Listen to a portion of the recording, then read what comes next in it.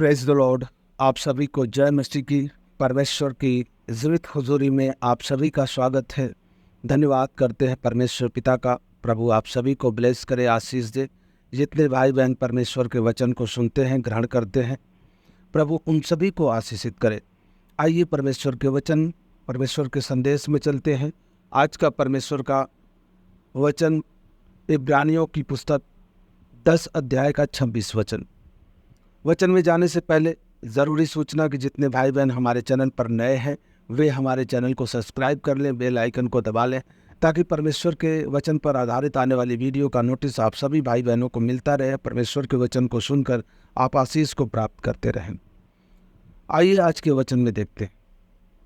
लिखा है, क्योंकि सच्चाई की पहचान प्राप्त करने के बाद यदि हम जानबूझकर पाप करते रहे हैं तो पापों के लिए फिर कोई बलिदान बाकी नहीं।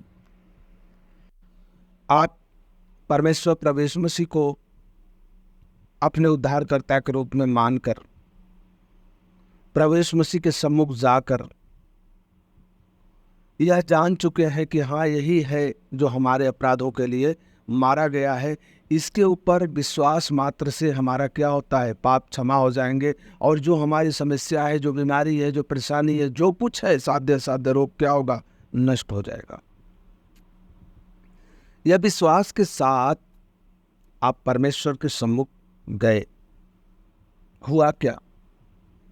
आप वहां चले गए, प्रार्थना हुआ, आपको चंगाई मिली, आपको छुटकारा मिला, आप वचन को, परमेश्वर के वचन को ग्रहण किए और सत्य को जान गए। उसके बाद क्या होता है?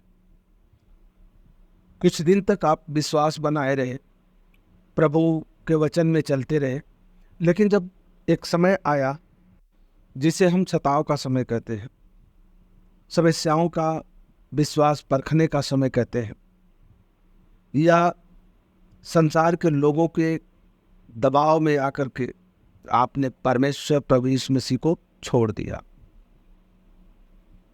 या आप मसीह में हैं और मसीह में रह करके सत्य को जान चुके हैं। परमेश्वर पाप से नफरत करता है, हम पाप न करें। फिर भी यदि आप मसीह में रहकर पाप करते हैं तो परमेश्वर कहता है ऐसे लोगों के लिए कोई बलिदान बाकी नहीं रहा। प्रभु यीशु मसीह आपके अपराधों के लिए एक बार मर चुका है और आप एक बार अगर विश्वास कर लिए हैं प्रभु यीशु मसीह पर, अब दोबारा अगर आप पाप कर रहे हैं तो वो पाप आप क्षमा मांग चुके हैं, वो आपका पाप क्षमा हो चुका है, परमेश्वर का लहू पवित्र कर चुका।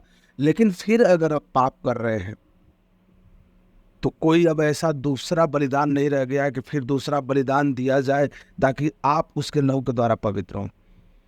क्योंकि पुराने नियम में साफ तरीके से लिखा रहता है, और लिखा भी है, आप पढ़ सकते हैं व्यवस्था की पुस्तक में, कि जब कोई पाप करता था तो परमेश्वर के सम्मुख मेमनों की बलि चढ़ाता था।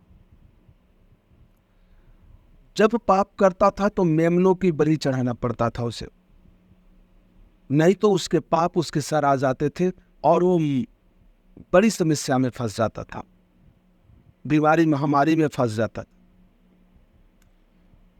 लेकिन जब प्रभु यीशु मसीह आया तो उस व्यवस्था को पूरी किया। उस व्यवस्था को क्या किया? पूरी किया। तोड़ा नहीं, उस व्यवस्था को क्या किया? पूरी कर दिया। अब वो जानवरों के मेमना के बजाय खुद मेमना बना। परमेश्वर का वचन कहता है कि ये देखो परमेश्वर का मेमना है जो जगत के पापों को उठा ले जाता है। यमुना की पुस्तक में लिखा है। तो परमेश्वर का मेमना जो है कौन है? प्रभु यीशु मसीह है, जो सारे जगत के पापों को अपने सर लिया और बलिदान हो गया। तो आप जब तक प्रभु यीशु मसीह को नहीं जानते हैं, जब तक आप सत्य को नहीं जानते हैं, आप पाप कर रहे हैं, कोई बात नहीं। लेकिन जब आप मसीह को जान गए, प्रभु को जान गए, वचनों को पढ़ लिए, सब कुछ आपको जानकारी मिल गई है, उसके बाद अगर आप पाप कर रहे हैं तो प्रभु यीशु मसीह आपके लिए फिर दोबारा आकर के सूली पर बलिदान होने वाला नहीं है। ये पाप आपके ऊपर आते रहेंगे। उसका दंड आपको भोगना ही पड़ेगा। हम तो प्रभु का भय माने, और जो मसीह में होकर के भी पाप कर रहे हैं, कृपया पाप करना छोड़ दें। प्रभु आप सभी को ब्लेस करे, आशीष दे। आप सभी को गॉड ब्लेस यू। आप सभी को जय मसीह की।